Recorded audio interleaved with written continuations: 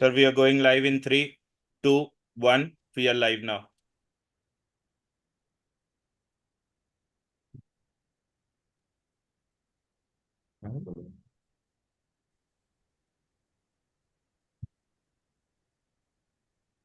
Vaishnavi instead of course. Good evening, Dr. Lakshmi. Namaskar. Congratulations. Thank you, sir. So all your blessings, sir. Thank you, sir. Thank you. You are yourself a great man. You deserve all this. So, if it is now live and open, somebody is introducing from Inta's side. Yes, sir. Yes, sir. I am introducing. I am Mayank Sharma. Man, please. Yeah. Shall I start? Yeah. Yes, please. Please do that. Okay, sir. Good evening, ladies and gentlemen. I welcome you all for this 51st episode of Secret of Neurology, the knowledge feast for all neurologists. A warm welcome to all the faculty from Guntur Government General Hospital. Today's presentation is on very interesting topic, lost vision and involuntary motion, a neurometabolic syndrome.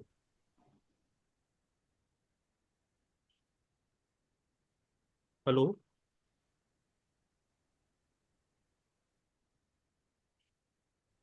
You are audible. Go ahead. Diksha, please change the slide. A warm welcome to our course directors and all the faculty members of today's session.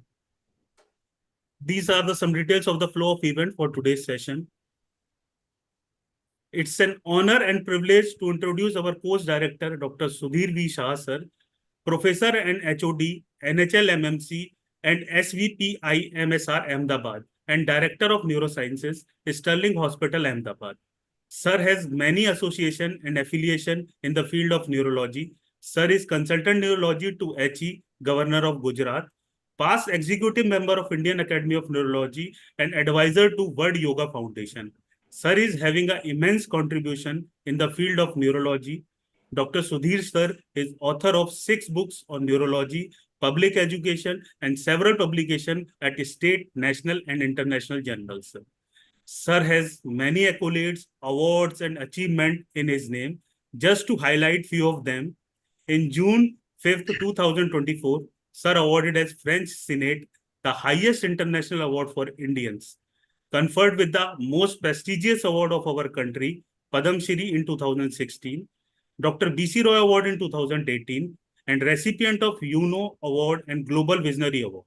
And we have seen Sir interviewed by various international and national TV channels like CNBC, BBC for his famous research on prolonged fasting and featured in 3 international documentary films.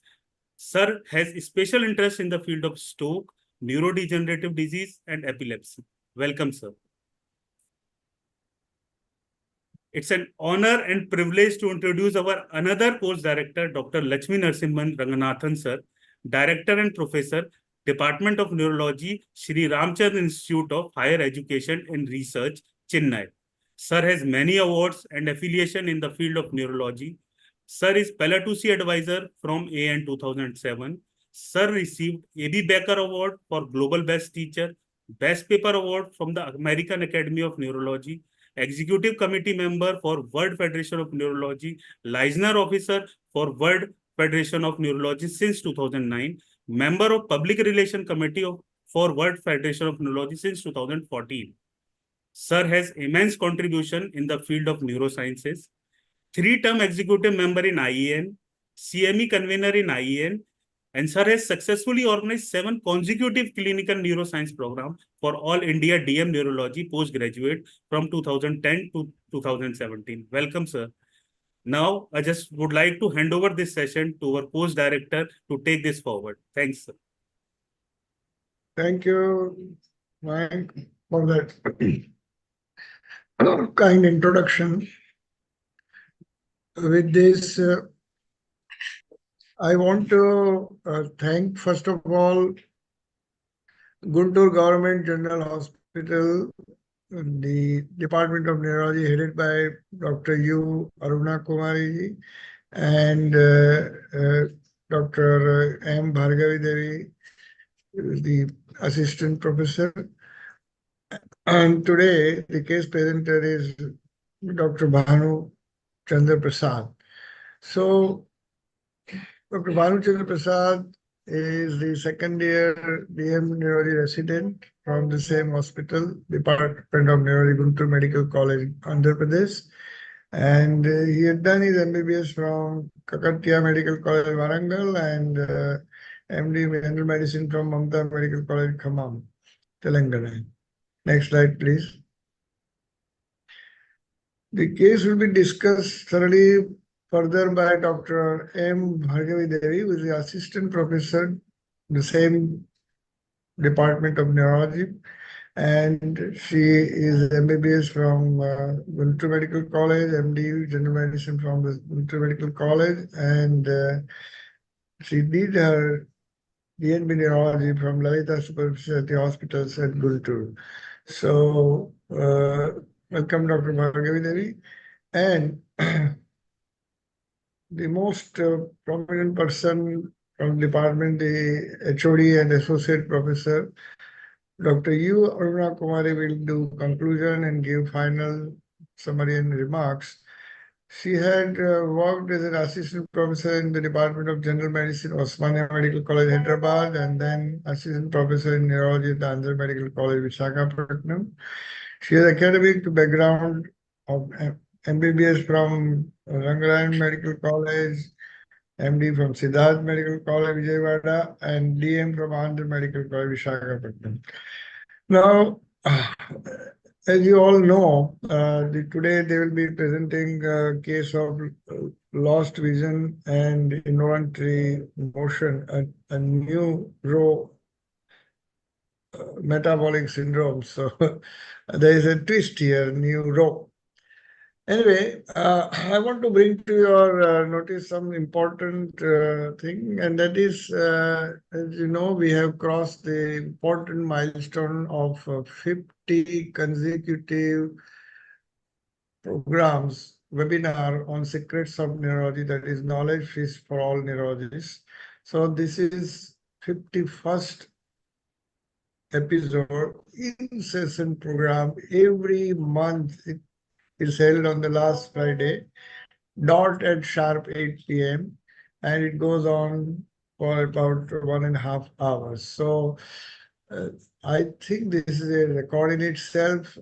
Very few such webinars I have heard of in different parts of the country or world who would last so long, and still people take a lot of interest and keep on updating themselves.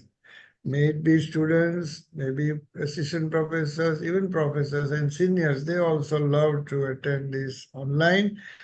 At the same time, many do this on YouTube channel. So I think this is one of the most successful and most sought after series. And for that, I want to thank my co-course director, Professor R. Lakshmi Narsihan, who is a profound, knowledgeable personality, and heads off to him for his serious efforts for this program.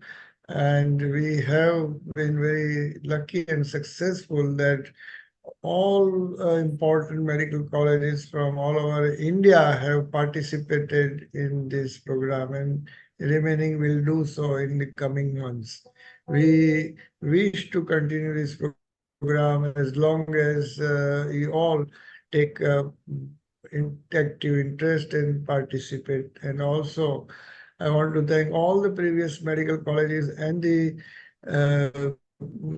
participants, right from student of DM and DNB to assistant professors, associates, and professors of the unit. So that is the key of success. I have to also announce and congratulate that our mentor, our co-course director, Dr. R. Lakshmi Narsihan, has been recently elected as the incoming president-elect for the Indian Academy of Neurology. Dr. Lakshmi, congratulations. Thank you, sir. Thank you, and sir. Thanks for your blessings, all sir. the best. Thank you so much, sir. Thanks for Yeah. your blessings. Thank you. You deserve this and much more. So, most welcome. And I also want to thank all the participants who have kept trust in us all these years. We have completed 4 years now. And I also sincerely want to acknowledge the incessant and unrestricted support from Global Cell Division of Intas Pharmaceutical, headed by Mr. Chadda and his team, Dr. Shweta, Dr. Manoj, and the ground staff, all have worked very hard for the success of this program. So with that, I would like to hand over the mic to Dr. U. Aruna Kumari to present today's case. And Dr. Lakshmi, would you like to say a few words now that you are now going to be our president-elect? Sir, thank you. Sir, thank you. Thanks for your kind blessings. My sincere thanks to all the people who had belief in me, and my hearty thanks to every one of you. And in fact, Dr. Aruna, madam, I know her from Andhra Medical College times, and in fact, she volunteered to. She came to me and she said she volunteered that she wanted to present. So this kind of response is overwhelming for us, sir. So I'm very happy, looking forward to this interesting episode. And my advanced Diwali wishes to every one of you, which is going to be next week. Wish you all a very happy, merry, and safe Diwali. Thank you. Over to Dr. Aruna. Yeah, I also want to extend my heartiest wishes for the Diwali and the year that is coming. May it bring all hope and happiness to each of you, and stay happy and safe. Thank you. Thank you, madam. Please take over. Thank you very much.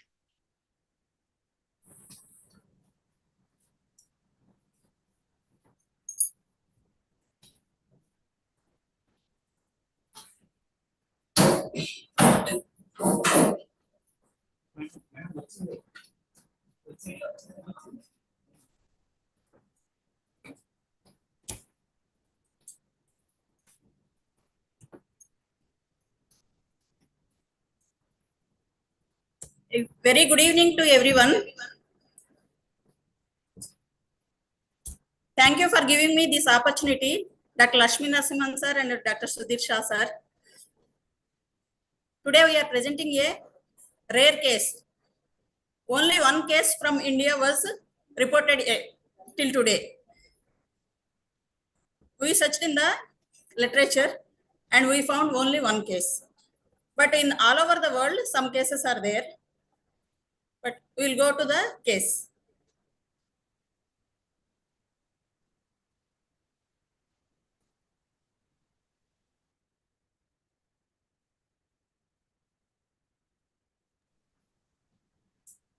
Sir, shall I ask Bhanu to present a case? Please start. Okay, sir. Thank you, sir. Over to Bhanu.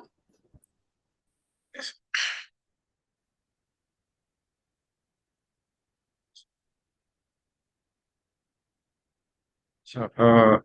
Good evening. Good evening, everyone. Thank you, Dr. Sudhir Shah sir and Lakshmi Narasimhan sir, for providing me this opportunity.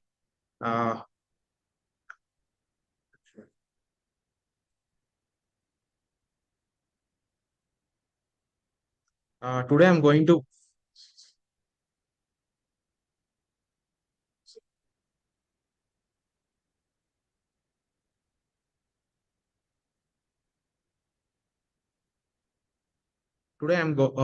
going to present the case of lost vision and involuntary motion, a neurometabolic syndrome. So I'll start with complaints. A 27-year-old male resident of Tenali, studied up to MA, informant being himself and his father, presented with diminution of vision, difficulty in walking, involuntary movements of both upper limbs since childhood, and involuntary movements around mouth since 6 months. Coming to history of frontal illness, he was apparently normal up to 3 years of his age. Then he had diminution of vision. His father's friend noticed that he has trouble with vision and asked him to take an eye doctor. He was taken to ophthalmologist, but no specific treatment was advised. He was unable to see small letters in childhood, but able to see the bigger letters. Progressively, he was unable to look even the bigger letters. History of difficulty in walking in dark. And he has a difficulty in differentiating colors. While watching TV, he used to increase the contrast of TV. Then only he is able to see the colors. He used to write bigger letters till 9th class. He used to go to regular school till 9th class, but unable to see the blackboard. So he was admitted to blind school. Then he used to listen and take the help of scribes to write the exams. Due to poor vision, he is unable to identify his parents. Only with the help of voice, he used to recognize his parents. So, and he searches for objects due to poor vision. While studying degree, he was operated at some private hospital for squint in left eye. Later, they felt that his vision was further deteriorated. And he sees static objects as moving. History of difficulty in walking since childhood in the form of buckling and falling, and had sustained multiple injuries. History of difficulty in climbing up the stairs initially. His father used to carry him for getting up the stairs. Later, difficulty in getting down the stairs because he cannot judge the distances and depth, and had a multiple falls. He feels stiffness of both lower limbs while walking. History of difficulty in crossing thresholds. History of difficulty in walking over uneven surfaces. Parents also noticed that he has reduced arm swing while walking. He closes his both fists while walking, but he was not slow in his daily activities. His father noticed that it is abnormal and started him on multiple supplements like spirulina, aloe vera, saraswati leaves, vitamin A and D, fish oil, cod liver oil. Later, they observed improvement in his walking. History of involuntary movements in both upper limbs in the form of dance-like abnormal movements involving hands and sometimes associated with posturing. They are present mainly during walking and other activities, aggravated during stress and anxiety, not present during rest, disappears in sleep, and not able to suppress voluntarily. These movements are associated with deviation of head to left side. History of chewing-like oral and facial involuntary movements since 6 months, along with deviation of mouth to right side intermittently. Insidious onset, and these movements are insidious onset, gradually progressive, associated with jerky movements of head to one side, with frequent movement of tongue in and out, and these are not suppressible, disappears during sleep, aggravated during anxiety and stress. And there is no history of propulsion of food while eating. He also has sleep disturbances since 4 years. He usually sleeps at 11 p.m. and gets up at around 3 a.m. every day since 4 years. He shouts very loudly, involuntarily moves all his forelimbs. Sometimes he also falls from his bed. This usually starts at the middle of the night. He was completely unaware of this event, no post-ictal confusion or drowsiness. Sometimes he used to shout 3 to 4 times a night. No, these sleep disturbances are not associated with history of sleep paralysis, walking, and teeth grinding. No history of nightmares, excessive daytime sleepiness. He's able to raise his arms overhead, able to reach overhead objects, able to comb his hair. But he has a difficulty in mixing and eating food because of slippage of food from the fingers due to abnormal movements and posturing of hands. No history of difficulty in holding glass or spilling of water. No difficulty in buttoning, unbuttoning shirt. No difficulty in opening and closing the bottle caps. Able to feel close of the body. Able to differentiate hot and cold water. Able to feel mosquito bites. No band and girdle-like sensation. No electrical shock-like sensation and bending the neck. No difficulty in rolling over the bed. No difficulty in getting up from bed, and no difficulty in raising it above the pillow. No flabbiness or thinning of the limbs. No history of syncopal attacks or postural giddiness. No history of bladder and bowel disturbances. No history of loss of smell. There is no history suggestive of cranial abnormalities.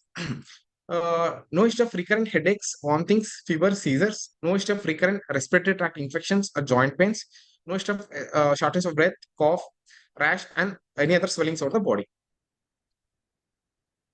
Past history, he was operated for left eye squint at the age of 17 years.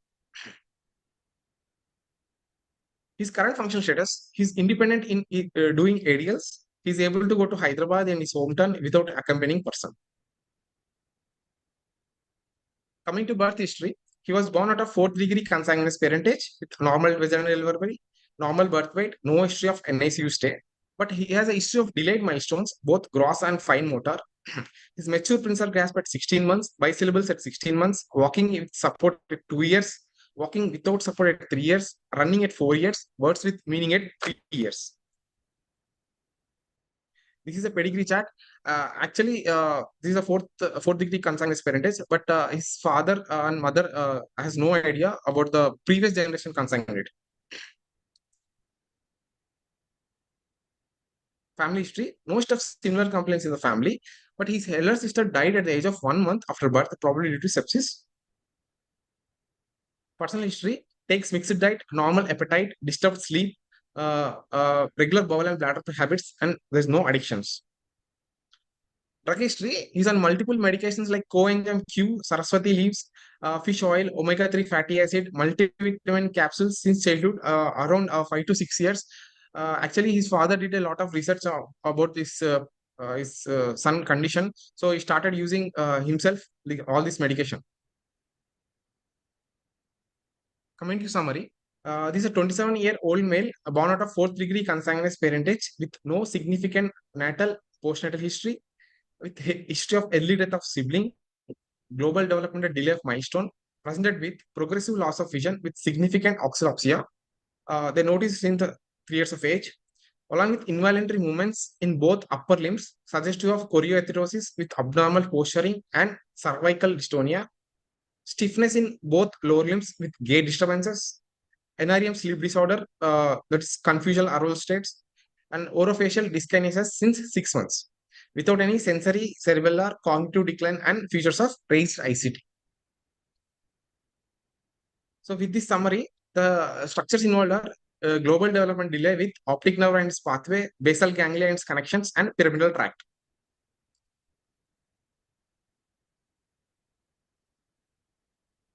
With the history and the summary, my differential diagnosis first goes to complicated hereditary spastic paraplegia with SPG variants like 15, 16, 21, 35, 54, 56, and one more condition is HSP with optic atrophy, also called as Behr syndrome.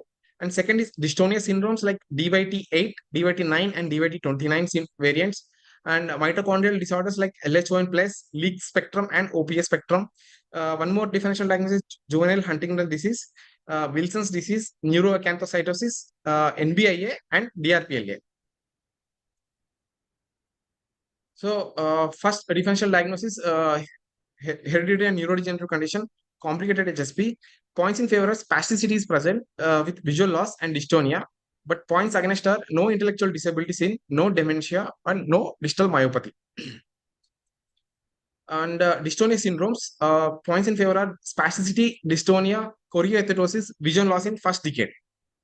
Coming to mitochondrial, points in favor are multi-axis involvement, engage, vision loss in first decade only, and spasticity along with chorioathetosis.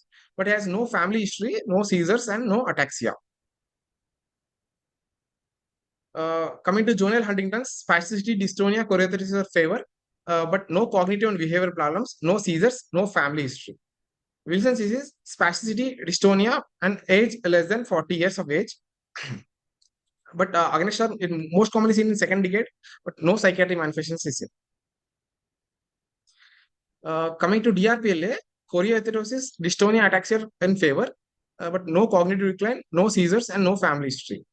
Coming to NBIA, chorioathetosis and dystonia, neuroacanthocytosis, there is no feeding dystonia, sleep disorder is seen here, no behavioral, no cognitive decline, and visual loss. Points are these are against for neuroacanthocytosis.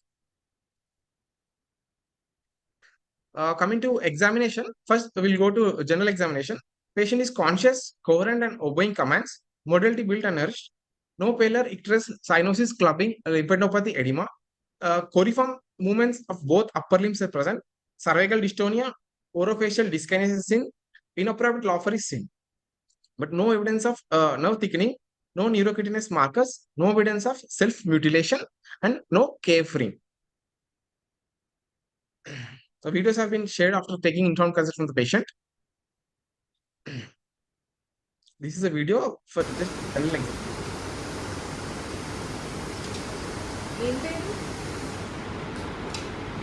Dystonia with abnormal posturing and chorioathetosis movements of the both hands, along with orofacial dyskinesias. Me daddy పేరు ఏంటి?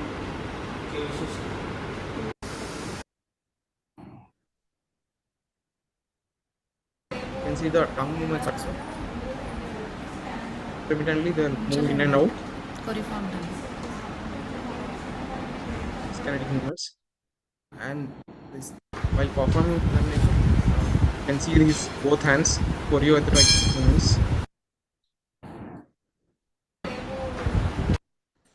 Coming to vitals, temperature is 98.6, pulse 78 beats per minute, irregularly irregular, normal value, normal character, condition of vessel was normal. Blood pressure is 110/70 in right upper limb supine position, respiratory 18 beats per minute, abdominal thoracic type, and saturation is 100%. Coming to ECG, there is an irregularly irregular atrial fibrillation was noted in his ECG, but with controlled ventricular rate. Coming to neurological examination, higher mental functions. Is a right-handed person with MMSE 28/30. He studied up to MA, but he studied in a blind school. He has lost 1 point in reading what we wrote and lost 1 point in copying intersecting pentagon because of the poor vision. His speech is nasal twang with mixed dysarthria. Chakravarthi Rajagopalachari. Actually, he has a nasal twang with the mixed dysarthria with mild spastic component. Memory, immediate, recent, and remote memory is intact. Visual memory could not be done. Verbal memory intact, and new learning abilities intact. Semantic memory intact. Frontal lobe insight present, judgment present, fund of information is intact, and there is no abnormalities in response inhibition. Trial making A and trial making B could not be done because of the poor vision. Frontal leaf signs are present, both grasp, snout, boat, and rooting and palmometal are present. Coming to left parietal lobe, no apraxia, no finger agnosia, no right to left confusion, and calculation is intact. Right parietal lobe, no heminephrectic, line bisection is able to do, clock drawing could not be done, construction apraxia could not be done, and no dressing apraxia. Occipital lobe, his visual acuity is counting finger from half meter only. Visual field is decreased in all fields. Color vision is impaired. The visual agnosia, prosopagnosia, simultagnosia, visual disorientation, optic ataxia could not be done. Cranial is olfactory is on both sides is normal. Optic nerve, visual acuity is pointing finger from half meter, and fundus is a bilateral optic atrophy. Color vision unable to identify colors. Coming to 346 now is no ptosis. Pupil is normal size reactive to light, but there's a RAPD present on the right side. Light and accommodation deficiencies are present on both sides. Extraocular movements, there's a nystagmus on both sides. We'll see the coming slides. The broken pursuit, and he's unable to fix the gauge in both eyes. Okay, in both horizontal and vertical is lost on both sides. Coming to fifth now, Jajaki present. You can see the eye movements. This video is not primary gaze. It's unable to fix the gaze. You can see nystagmus in the primary gaze only. Searching for objects. Searching nystagmus is there, large amplitude.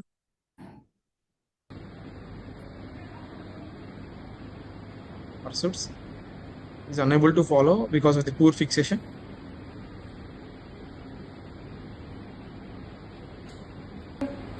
Left చూడు, right, left, right చూడు, left చూడు.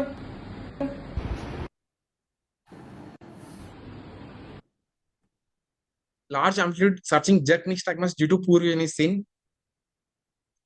We can see the fundus bilateral optic atrophy. Coming to 7th and 8th now normal, 9th, 10th also normal, 11th is normal, 12th now bulk normal, power normal. These coriform movements are seen in the tongue and no fasciculations in the tongue. Motor system examination, attitude comfortably lying in supine position, bulk equal on both sides, no evidence of atrophy or hypertrophy. Coming to tone, upper limbs, the spasticity grade 1 is seen in both right and left, and lower limbs grade 2 is seen in the right side and grade 3 is seen in left side. Power is normal in both upper limbs and also in the lower limbs.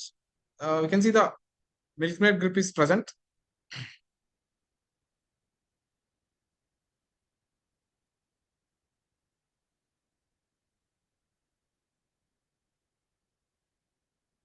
Power is normal, hand grip is normal.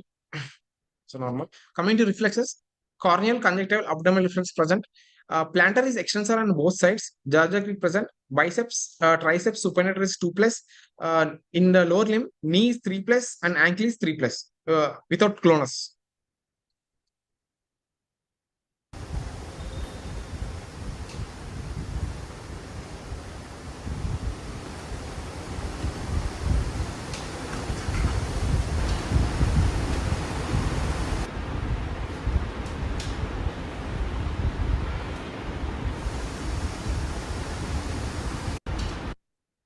Extrapyramidal system.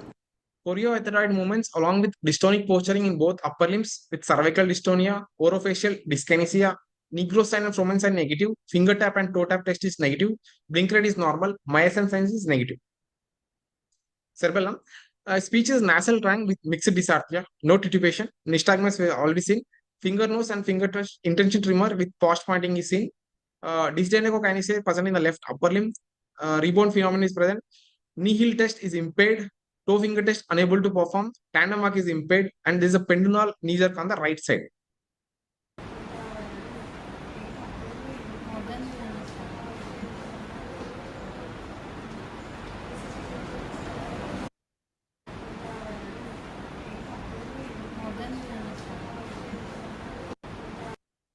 Sensory system, touch, pain, temperature, JPS, vibration, cortical sensation is intact on both sides. Gait.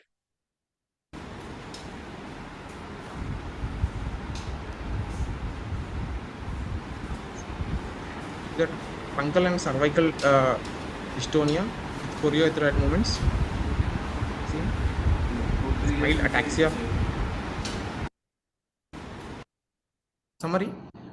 27-year-old male born out of 4th degree consanguineous parentage with no significant perinatal, natal and postnatal history with global development delay of milestone, history of early death of sibling, presented with progressive loss of vision at the age of 3 years with bilateral optic atrophy, spasticity in all 4 limbs with brisk reflexes in the lower limbs and extensor plantars, chorioethanoid movements with dystonia in upper limbs, cervical dystonia, orofacial dyskinesis, pseudobulbar effect and cerebellar involvement without any seizures, sensory, cognitive decline, and features of raised ECT.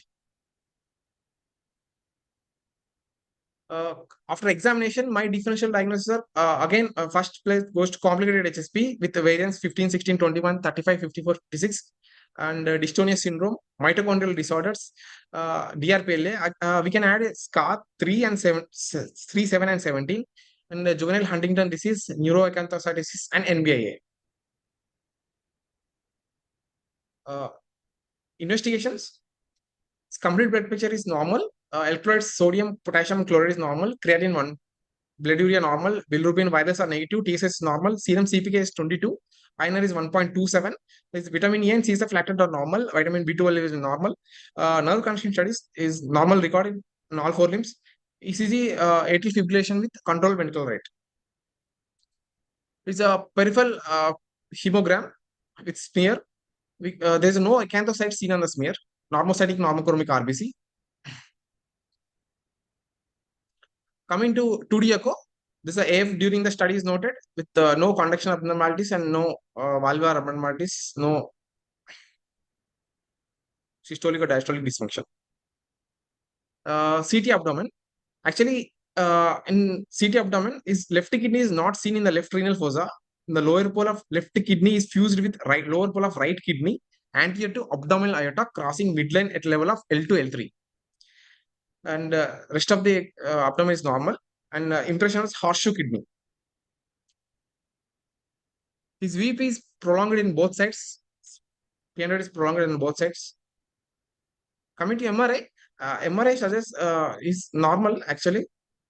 There is no hyperintensities or abnormalities in the basal ganglia.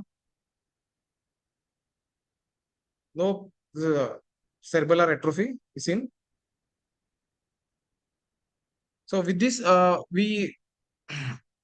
as these investigations are not suggestive of this any other diagnosis, so we went out to whole exome sequencing.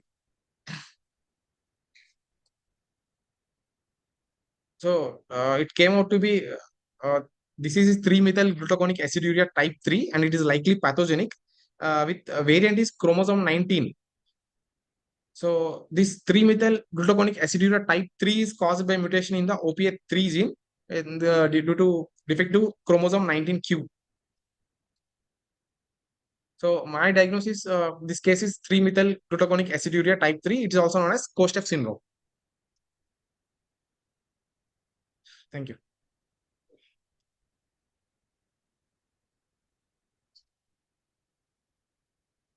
Next, I'll hand over my session to Bhargavi madam for discussion. Good evening, all. This is the case presentation. Shall we proceed with discussion? Or any questions from the panel?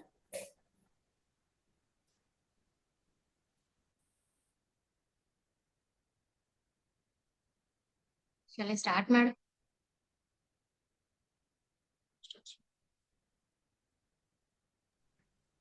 Wait, Bhargavi garu, wait a minute. Okay. Sir, good evening, sir. Lakshmi Narasimhan, sir. Sudhir Shah, sir. Shall we move on, sir? Thank you, doctor. Hello. Sir, Hello? shall we move on? Or Yeah, any please move on. at this point? Ask for the assistant professor to discuss. Yes, sir. Good evening, all, sir. I'm Dr. Bhargavi. I'm going to give a brief account on the discussion of the present case. It was diagnosed after genetic analysis as a Kosteff syndrome. It's a neuro-ophthalmological genetic disorder. It's a type 3 methyl-glutaconic aciduria. The disorder is named after Hanan Kosteff, who first described the syndrome in 1989 in 19 Iraqi and Jewish population. It's an autosomal recessive disorder caused by mutation in the OPA3 gene. This OPA3 gene carries instructions for the synthesis of the gene product, the OPA3 gene. The exact function of the product protein is unknown. It plays a integral role in the mitochondrial function.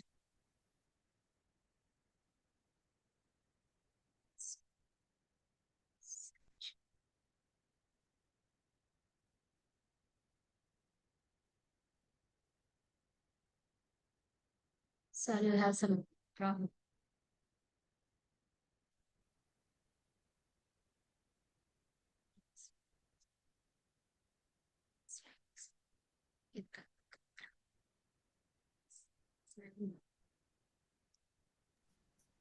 Your screen has been shared now. You can proceed. Yes, ma'am.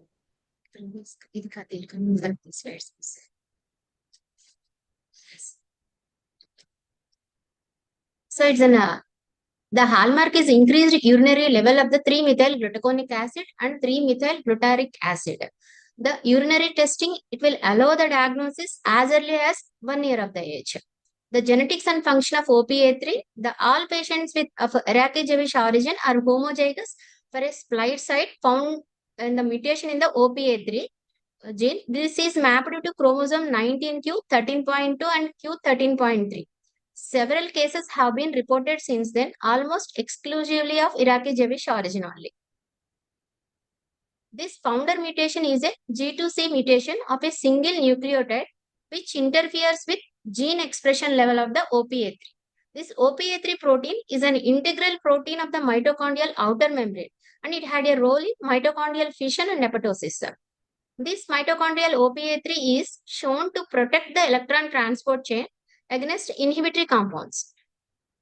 Clinical features. Characteristic clinical features are early onset bilateral optic atrophy, later onset spasticity, extrapyramidal dysfunction, ataxia, cognitive deficit. OPA3 defect may also cause autosomal dominant optic atrophy with cataract. Patients with Kosteff optic atrophy syndrome are similar to Behr syndrome. Behr syndrome is a hereditary spastic paraplegia with optic atrophy with ataxia. So the important difference between these two is ataxia is regarded as a necessary component of Behr syndrome and some patients of the Behr syndrome may have peripheral neuropathy. But in many of the type 3 patients of Kosteff syndrome, ataxia was absent. If it is present, it was of mild degree. Neither clinical or nor electrophysiological evidence of peripheral neuropathy was seen in Kostev syndrome. So a distinction between the two syndromes is supported by the lack of 3-methylglutaconic aciduria in patients with Behr syndrome of non-Iraqi Jewish descent. So there is a defect in the metabolism of the branched chain amino acid, mitochondrial leucine catabolism. In the mitochondrial leucine catabolism, the intermediate product is 3-methylglutaconic acid, which gets accumulated in this disorder. Types of 3-methylglutaconic acidurias. 5 distinct types have been recognized. 3-methylglutaconic aciduria type 1 is an inborn errors of the leucine metabolism. All other 4 types they'll affect the mitochondrial function through different pathomechanisms. Type 1 is carried through the gene AUH and located on the chromosome 9. The main other name for this type 1 is 3-methylglutaconic aciduria type 1 or glutaconic acidemia or 3-methylglutaconyl coenzyme A hydratase deficiency.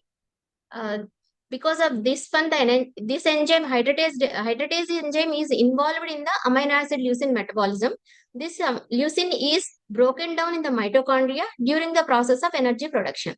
In type 3, the defective gene is TASH and it is located on the XQ chromosome. The other name for this type is Bath syndrome, where it will have the cardiomyopathy neutropenia syndrome. The gene provides instructions for making a protein called tafazin. This protein plays a critical role in maintaining the level of the particular lipid called as cardiolipin, which is located on the inner mitochondrial membrane. So lack of tafazin results in abnormalities in the structure and function of the mitochondria, and it will lead to cardiac defects. Type 3, it is located on the gene OPA3 on the chromosome 19q, 13.2 and 13.3. It is also called as Kostev syndrome or type 3 methylglutaconic acidurias. We have discussed the function of this gene and the protein. Type 4 is also known as type 3-methylglutaconic aciduria type 4. Type 5 is 3-methylglutaconic aciduria type 5. Diagnostic approach to the patient who presented with 3-methylglutaconic acidurias are depending upon the clinical scenario. Whoever are presented with the features. If the patient had leukoencephalopathy, more in favor of type 1, then we have to go for genetic testing. Next, if the patient had optic atrophy, he may have type 1 or type 3, and ataxia and spasticity, type 1 and type 3. And cardiomyopathy, liver failure and bone marrow failure features. In our case, the patient had optic atrophy with ataxia and spasticity, but he had AF but without any cardiomyopathy or other bone marrow suppression features. So, the specific test was genetic testing. The treatment. In primary 3-methylglutaconic aciduria, due to 3-methyl coenzyme A hydratase deficiency, 3-MGA accumulates. So, as happens in other organic acidurias, it may have a neurotoxic effect and it will cause cell death. In this case, leucine-restricted diet can be suggested. It is the precursor amino acid of the interfered metabolic pathway. So it may have a therapeutic effect, but although the number of the cases diagnosed and treated is too small to draw the definitive conclusions. In other types of the 3-methylglutaconic acidurias, the excretion of the 3-MGA is secondary and it does not appear to be related to their metabolic defect. So therefore, the treatment of these diseases cannot be based on decreasing the formation of the 3-MGA, but it has only symptomatic and supportive treatment. Prognosis. The long-term prognosis of Kostev syndrome is unknown, though it appears to have no effect on life expectancy, at least up to the 4th decade of the life. However, movement problems can often be severe enough to confine the individuals to a wheelchair at an early age, and both visual acuity and spasticity tend to get worsened over time. So, when to suspect mitochondrial disorders clinically? When there are multiple sites of neuraxis involvement, onset is at very young age, worsening of the settings in high metabolic demand situations like fever, ataxia with or without cerebellar degeneration, early onset hearing loss, and retinal degeneration, optic atrophy, and ophthalmoplegia. So, thank you.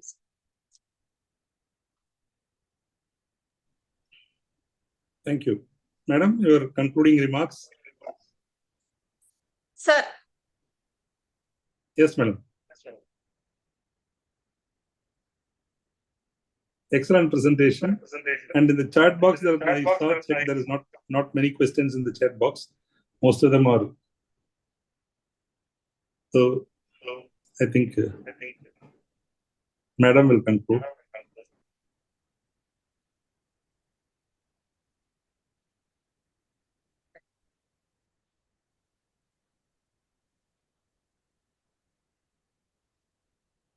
sir, this is an autosomal recessive disorder caused by mutation in OPA3 gene. The OPA3 gene may play a role in protein synthesis. Exact role is not identified till now, and mitochondrial function is dependent on this gene, though the exact role has not been identified fully. Clinical characteristics of multi-axis involvement in the form of early onset optic atrophy, spasticity, extrapyramidal ataxia, and cognitive deficit. Having important difference as a complicated HSP, Behr syndrome, or other complicated HSPs. Ataxia and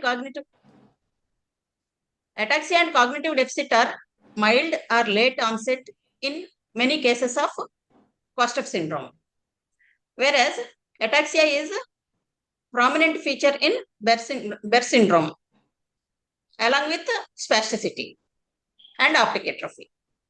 All the Kosteff syndrome cases are reported in the literature till now are from Iraqi Jewish population, except 2 case reports we found in the literature. One is from Turkish Kurdish origin and the other is Indian origin. This may be probably because of migration of the Jewish people to different parts of the world, especially to India and to Turkey. And the possible reasons for less number of reported cases may be as the disease is recessive in nature and the gene may not be expressed sufficiently to manifest the symptoms in many cases. And recent advances in genetic testing may identify more number of cases from other than Iraqi Jewish population in coming years. As the defect is in a single gene, gene therapy may be effective in the future. So we thought of presenting this case as it is a rare case, one thing, and the single gene defect. So genetic testing is available and gene therapy may be available in the future. So these are our references, sir. Thank you. Thank you for a wonderful. Thank you, sir. Thank you for a very wonderful case, madam. The first time I am hearing about this. As you rightly said, the advent of CRISPR-Cas9, the gene editing technology, where there's a huge lab of what 600 crores being set up by Tata Group in Sriperumbudur near Chennai for gene editing, and they are already successful in editing the single gene in sickle cell anemia, and that is why government has also launched the gene editing for sickle cell anemia. So I think for monogenic gene defects, we are not far away from cure. So I think whenever my message to younger neurologists that after the advent of the genetics of the testing in neurology, the neurology will be rewritten. I'm sure the entire things will be rewritten, and a lot of newer things you are likely to see. And all of you should concentrate on approach to most of these neurogenetic disorders and start using how effectively use the various options which are in front of you, starting from Sanger sequencing, or doing a clinical exome or whole genome sequencing, whichever test what is applicable, the least economic stress to the patient, you should be able to identify this. Another interesting thing is, the genetic tracing back on the generations, which is another useful, very interesting journey. They trace back to as many generations as possible from the family to find out when did the gene migrated from Jews to India. As you said, it's probably inherent in that population. It could be a mutation or it could be a transfer across the variable during migration, the genes could have been transferred many generations back. And in fact, even a few people did take that the historical genetics tracing studies are also now quite interesting. Thank you, Dr. Bhanuchandra Prasad, for a wonderful presentation. Dr. Apurva Devi had excellently discussed, and my personal thanks to Dr. Aruna Devi for giving us such an intellectual feast on this Sunday. And I found there's no questions on the chat box. There's 1 minute. Let's check the last question. Good case from the Department of Guntur Medical College. Very good. There's somebody's appreciation is there, and no other questions. And Madam Sir is there now. Dr. Chari. Sundarachari sir is in Machilipatnam, sir, at present. As a principal, additional DME principal. Oh, very good. He will come to Guntur Medical College principal in 1 or 2 days, sir. Oh, Kanai, my regards to him. And I know that this department owes a lot to Dr. Yes, sir. Yes, sir. The department is well established by sir. Yes, I know Dr. Sundarachari, a very great academician, and I have a highest regard for him. Sir, Professor Sudhir Shah, sir, any comments? So sir has to go somewhere. Okay, I hand over to the organizers. Thank you so much, everybody. I organize the to the INTAS people for conclusion. Thank you. Diksha madam, 1 minute. Shall I talk 1 minute? Yes, Sure, please. sure. Actually, Ellen sir is my examiner, and sir asked me about mitochondrial origin of the mitochondria, etc. in my DM examination. I am very interested to know all those things from that time, and the incident case is also mitochondrial. It's a great tribute to me. Thank you so much. Thank you, sir. Madam, in fact, the mitochondrial DNA, interestingly, as you know, the mitochondrial DNA, there is a theory that it has all come from the bacteria. Yes, the sir. bacteria, the genome is neither present in father nor present in the mother. So if you really look at the evolution of the mitochondria genome are largely from few of the bacterial. Bacterial mitochondria is only present in the mitochondria, and even though the inheritance is maternal, the gene composition is not from mother or not from father. There are few unique sequences which are present only in the eukaryotes. That's what is. So, in other words, they comfortably sit in the energy factory of our body and enjoying our life and sucking our life. The bacteria. The theory is called endocytoplasmic theory in the mitochondrial inheritance. So that was quite interesting. Anyway, thank you so much for a lovely case, and thank you for acknowledging. Madam, thank you. God bless you. Thank you. Thank you, sir. Thank you, one and all. Thank you. So thank you so much, sir. Good evening, all. I, Sirish MV, Senior Sales Head, on behalf of INTAS Pharmaceuticals, I would like to extend our heartfelt thanks to the esteemed speakers and course directors for making episode 51 of the Secrets of Neurology an enlightening and impactful session. Our deepest appreciation goes to course directors Dr. Sudhir Shah sir and Dr. R. Lakshmi Narasimhan sir. We would also like to express our sincere gratitude to the team of Guntur Government General Hospital, GGH, for their valuable contribution. I'd like to thank Dr. Bhanuchandra Prasad sir for the excellent case presentation, which added practical depth and clarity to the understanding of the condition, lost vision and involuntary motion and neurometabolic syndrome. Thank you, Dr. Bhargavi Devi Madam, for your in-depth insights and discussion on lost vision of involuntary motion and neurometabolic syndrome, and your expertise shed much needed light on the challenging topic. Also, I'd like to thank Dr. U. Aruna Kumari Madam for providing an insightful summary and conclusion of the session, helping us to understand core takeaways more clearly. Thank you all for your time, dedication, and the sharing of your knowledge to the neurology community. We at INTAS Pharmaceuticals are privileged to support such initiatives, and we eagerly look forward to episode 52 of this enriching series on 29th November. Thank you, sir. Thank you, madam. Thank you all for the time given. And once again, happy Diwali in advance to everybody. Thanks. Thank you, sir. Thank you, sir.